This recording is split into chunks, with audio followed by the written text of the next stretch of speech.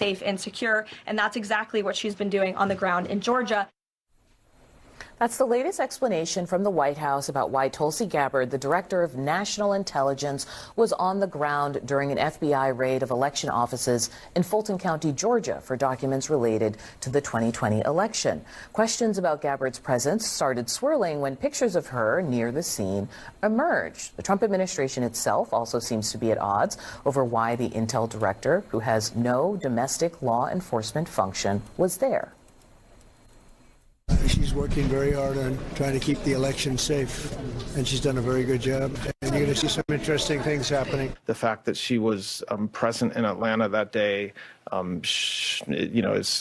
is something that shouldn't surprise anybody. I don't know why the director was there. She is not part of the grand jury investigation. I'm not involved in it, but they are inspecting and checking the ballot. Why is Tulsi Gabbard there? I don't know, Pam. Why is she doing it? Because Pam wanted her to do it. Gabbard's office is not shying away from explaining her presence. There is their new social media page showing Gabbard at the scene with the words, "Americans deserve the truth." They also issued this statement, quote, "There's no contradiction. As the president said, he asked for Director Gabbard to be there.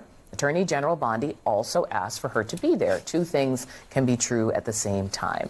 Joining me now in the group chat, Alex Thompson, CNN political analyst and national political correspondent at Axios, Elliot Williams, CNN legal analyst, and former federal prosecutor Rob Bluey, president and executive editor at the Daily Signal, and Jerusalem Demsis, founder and editor of The Argument. First, I just want to lay out the stakes here. In her capacity, she is supposed to have authority over foreign interference, right? That's where you bring in the national security person. Do I have that right? Largely.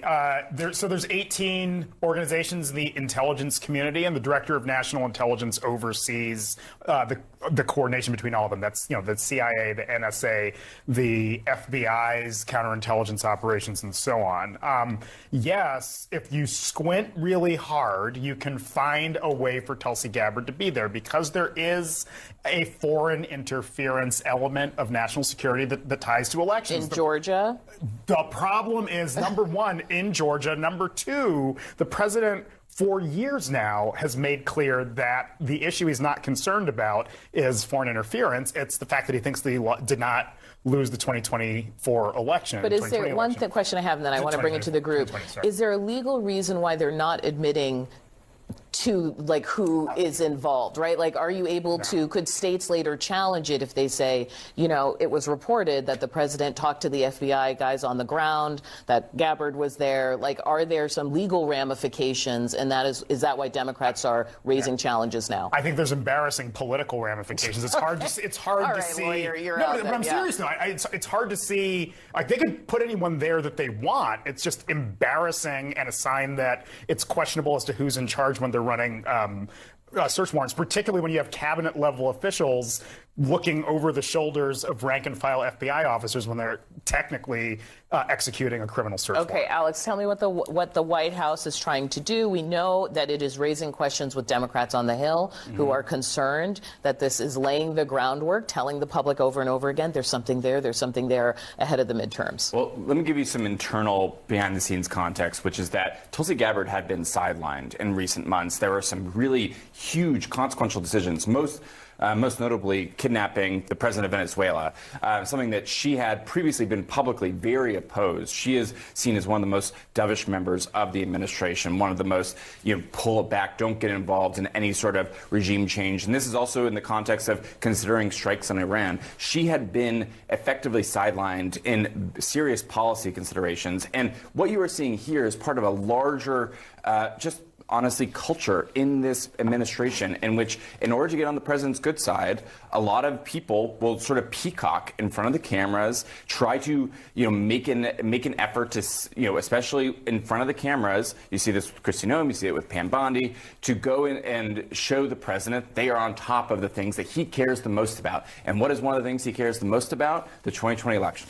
All right, let me bring it over to you guys. First of all, we want to remind people that the number of recounts in Georgia topped out at 5, I think, here, which did include a statewide hand audit, a voting machine review. Trump got his machine recount, and never mind the fact that it's 6 years later. There have been many, many elections since. So is this about then, or is this about 2026 and 2028? I don't know who wants to. Yeah, I mean, I think it's just interesting that he has not let 2020 go. Like, he won the 2024 election. He won the popular vote there. It's not contested. And still, this loss in 2020 still rankles him. I think this is a bigger part of Trump's psychology, which is like losing that election was incredibly psychologically devastating for him. And this is something that he's just not going to move on from, which I think should be concerning because, in one sense, because of course you kind of want a president who can kind of move on from these kinds of defeats. But it's less concerning also because it indicates to me that maybe this won't mean meddling in the midterms. It's more about I'm trying to prove that I actually did win in 2020. In 2020, Georgia was decided by less than 12,000 votes. In just December, we learned from the Georgia State Election Commission that Fulton County officials admitted that 315,000 ballots did not go through the proper certification process, where election officials failed to sign at the beginning or the end of the tape. So we don't know how many of those might be in question. So I think that the president is right to raise concerns about this when even Fulton County is acknowledging that things didn't go exactly according to plan. What they did not acknowledge, though, is widespread problems that would change the fundamental count. Do you want to spend time talking about this for the next 6 months? I think election integrity is critically important to talk about. Like, I'm being serious. Like, economy, yes. Venezuela, Iran, like, do Republicans want to spend their time on this as they're literally getting booed at events over ICE? Yes, they should spend their time on this. The president came out yesterday, emphatically endorsed the Save America Act, which is sponsored by Senator Mike Lee and Chip Roy. That is a key priority for them right now, and I think that they will spend time on it, Audie, because we know we have a situation in this country where election integrity, whether you're a Democrat or a Republican, depending on who wins or loses an election, you have doubts about the outcome. Okay, but then answer the question, why is the director of national intelligence the one overseeing the search warrant?